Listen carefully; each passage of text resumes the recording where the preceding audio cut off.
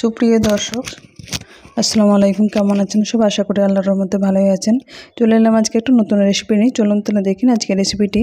আজকে বানিয়ে নেব চিংড়ি পটলের দোলমা রেসিপি। এর জন্য প্রথমে আমি এখানে 6টা পটল নিয়েছি। পটলটাকে আগে থেকে ছিলে নিয়ে এরকমভাবে এক সাইডটা কেটে নিয়ে ভেতরে যে শাঁসগুলো বীজগুলো আছে সেটা চা চামচের সাহায্যে বের করে নিয়েছি। এখানে চাকুর সাহায্যে কাটলে কিন্তু সাইড পটলগুলো কেটে যায়, তাই চা চামচের সাহায্যে এটা বেটার হয়। এরকমভাবে ছিলে বের করে নিলে আমি সবসময় চা চামচের সাহায্যে এরকমভাবে বের করে নিই।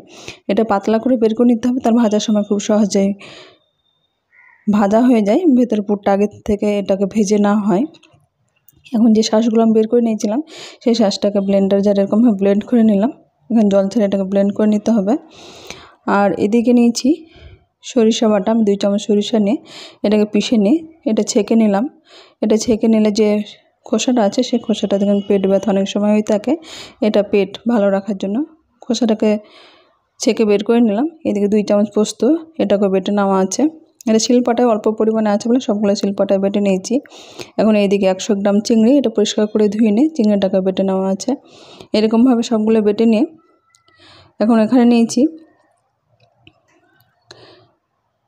টমেটো, পেঁয়াজ একসঙ্গে এটাকে পেস্ট করে নিয়েছি। একটা পেঁয়াজ, একটা টমেটো, এটা বড় সাইজের টমেটোর পেঁয়াজ ছিল সেগুলো পেস্ট করে নিয়েছি।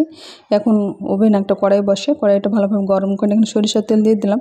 সরিষার তেলটা ভালোভাবে গরম হয়ে গেছে। যে পটলের পেস্ট করে রেখেছিলাম সেই পটল পেস্টটা দিয়ে এটার যে জলটা আছে সেই জলটা ভালোভাবে টানিয়ে নেব। এটা শুকিয়ে গেলে সব মশলাগুলোর মধ্যে এখন দিয়ে দিচ্ছি। এখানে মশলাটা কষতে কষতে পটল বাটাটা কষতে লবণ স্বাদ মতো, এখন লবণের পরিমাণটা কম দেবো, এখানে পরে টেস্ট করে নিয়ে লবণটা দিয়ে দিচ্ছি। এখানে জিরা, ধনে, হলুদ গুঁড়ো সামান্য পরিমাণে, যেহেতু ভেতরে পুর আছে এটা জাস্ট একটু জীবাণু নষ্ট হওয়ার জন্য। এগুলো সব মশলা দিয়ে মশলাটা আমি ভালোভাবে কষে নিচ্ছি। রসুন বাটা, আদা বাটা, লঙ্কা বাটা সবগুলো এখানে অল্প অল্প পরিমাণ করে দিয়ে দেবো। এটা মশলাটা ভাজার পরে যে চিংড়িটা বেটে রেখেছিলাম সে চিংড়িটা এখন সাইড করে দিয়ে দেবো। এখানে তেলটা পরিমাণটা কম আছে, তাই অল্প তেলটা ভালোভাবে গরম করে নিই।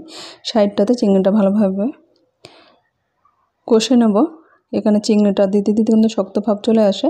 এখানে লবণ অল্প পরিমাণে দিয়ে, যেহেতু লবণ ওর মধ্যে আছে এটাতে লবণ দিলে টেস্টটা ভালো হয়। আর সবগুলো একসঙ্গে মিশিয়ে নিয়ে আমি চিংড়িটা ভালো করে ভেজে নেওয়ার পরে সবগুলো মিশিয়ে এখানে মোটামুটি 3 চামচ মতো বেসন নিয়েছি, সেই বেসনটা এর মধ্যে মিশিয়ে নিলাম। মিশিয়ে নিয়ে ভালোভাবে নেড়ে চেড়ে এটা ভেজে নিয়ে ওভেন বন্ধ করে দিয়েছি। এটা ঠান্ডা হয়ে গেছে। এখন 6 ভাগে এটা ভাগ করে নিয়ে, যে 6টা পটল আছে 6টা পটলের জন্য আমি 6টা ভাগ করে নিয়েছি। এটা ভাগ করে নিলে সমানভাবে সবগুলো পটলের মধ্যে এটা ঢুকানো যায়। এটা সবগুলো এর মধ্যে একটু চামচের সাহায্যে আমি ঠেসে ঢুকিয়ে দেবো। সবগুলো ঢুকিয়ে দিয়ে এখন একটা স্টিক নিয়েছি এরকম টুথপিকের সাহায্যে আমি পুরটা ভরে দিয়ে যে সাইডটা কেটে রেখেছিলাম সেই সাইডটার সাহায্যে এটাকে জয়েন্ট করে দেবো।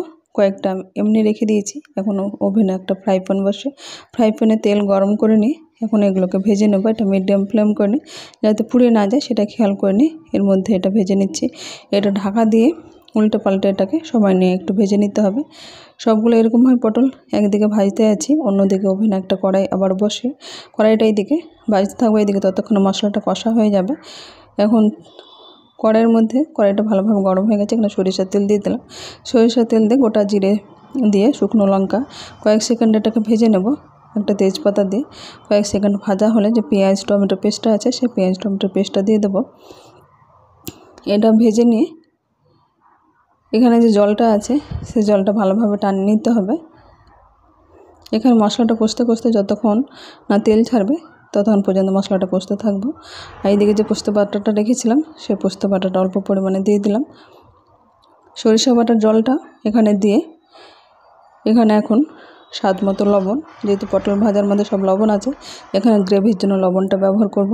লবণ, হলুদ গুঁড়ো, জিরা, ধনে গুঁড়ো সবগুলো মশলা এর মধ্যে দিয়ে দেবো। এখানে কিন্তু অল্প পরিমাণে সব দেওয়া হচ্ছে, যেহেতু পটলের পরিমাণটা কম আছে। এগুলো সবগুলোই দিয়ে এটা ভালোভাবে আমি কষে নিচ্ছি। কষতে এখানে লবণ, লঙ্কা বাটা, রসুন বাটা, আদা বাটা এগুলো অল্প অল্প পরিমাণে বেটে নেওয়া আছে, সেগুলো এখন এর মধ্যে দিয়ে দিলাম। এখানে লঙ্কার পরিমাণটা আপনি কম বেশি করে নিতে পারেন। চাইলে আপনারা এখানে শুকনো লঙ্কার গুঁড়ো ব্যবহার করতে পারেন। আমি কাঁচা লঙ্কা খাই বলে কাঁচা লঙ্কায় ব্যবহার করেছি। কালারের জন্য জাস্ট এখানে হাফ চামচ মতো কাশ্মীর লঙ্কার গুঁড়ো ব্যবহার করেছি। এখানে লবণটা একটু টেস্ট করে নেব। এখানে মশলাটা দেখে বুঝতে পারছেন তেল ছাড়তে শুরু করেছে। এখানে 4 থেকে 5 মিনিট আমি ভালোভাবে কষে নিলাম। এটা অনবরত নাড়তে আছি। তেল ছেড়ে গেছে। এখানে 1 কাপ আমি জল আগে থেকে গরম করে রেখেছি। জলটা দিয়ে এটা মশলাটা ভালোভাবে ফুটিয়ে নেওয়ার জন্য আমি ঢাকা দিয়ে রেখে দেবো 2 মিনিটের জন্য। 2 মিনিট পরে ঢাকনা উঠিয়ে আমি দেখে নিচ্ছি ঝোলটা ভালোভাবে ফুটে গেছে। যে পটল ভাজাগুলো আছে সেই পটল ভাজাগুলো এখন আমি এক এক করে দিয়ে দেবো। এখানে দেখে বুঝতে পারছেন যেগুলোতে আমি সাইডে টুথপিকের সাহায্যে জয়েন করিনি সেগুলো কিন্তু ভেতর দিকে পুরটা খুব সুন্দরভাবে আছে। এখন ঢাকা দিয়ে এটা 5 মিনিট আমি ফুল ফ্লেমে ফুটিয়ে নিলাম। 5 মিনিট পরে দেখাচ্ছি ঝোলটা কিন্তু অনেকটাই কমে গেছে। এটা কষা কষা ভাব চলে এসছে। এরকমভাবে নেড়ে চেড়ে ওভেন বন্ধ করে দেবো। উপর দিকে আমি গরম মশলার গুঁড়ো হালকা পরিমাণে আর জিরা গুঁড়ো ভাজা মশলার গুঁড়ো দিয়ে ওভেন বন্ধ করে দিলাম। একটা সার্ভিং বাটিতে উঠিয়ে নিই। এখন এটা ভাত, পোলাও, বিরিয়ানি যে কোনো সঙ্গে খেতে কিন্তু দুর্দান্ত হয়। আমার রেসিপিটি কেমন হয়েছে আপনারা অবশ্যই কমেন্ট বক্সে কমেন্ট করবেন। আজ তাহলে এই পর্যন্ত, ফিরে আসছি নতুন করে রেসিপি নিয়ে। ভালো থাকবেন, সুস্থ থাকবেন। আসসালামু আলাইকুম।